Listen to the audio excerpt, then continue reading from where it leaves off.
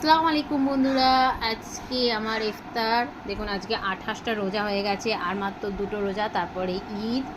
আজকে আমি ফল নিইনি, আমার ফল খেতে আজকে ভালো লাগছে না একদমই, তাই আজকে শুধু নিয়েছি শসা নিয়েছি, তারপর নিয়েছি মুরগি, তার আছে ছোলা, এটা ভর্তা, আর এটা হচ্ছে ছোলা রান্না, আর নিয়েছি 1 গ্লাস শরবত, এটা হচ্ছে জুস, অরেঞ্জ জুস। আর তার সাথে নিয়ে নিয়েছি পুরো 1 বাটি, দেখুন 1 বাটি হালিম, কারণ এটা আমার ভীষণ ফেভারিট, তাই 1 বাটি একেবারে নিয়ে ফেলেছি হালিম। এখানে আছে লেবু, সো একটু ট্রাই করি এটাই। দুর্দান্ত খেতে গাইস, অসাধারণ খেতে। আচ্ছা, এই হালিমটা কিন্তু মাটন হালিম, হ্যাঁ, কেউ সেখানে উল্টোপাল্টা বাজে কমেন্ট করবেন না।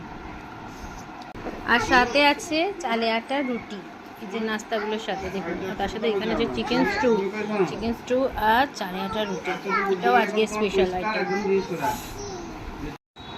আমি খাবারটা এনজয় করি, দুর্দান্ত। সো আল্লাহ হাফেজ সবাইকে।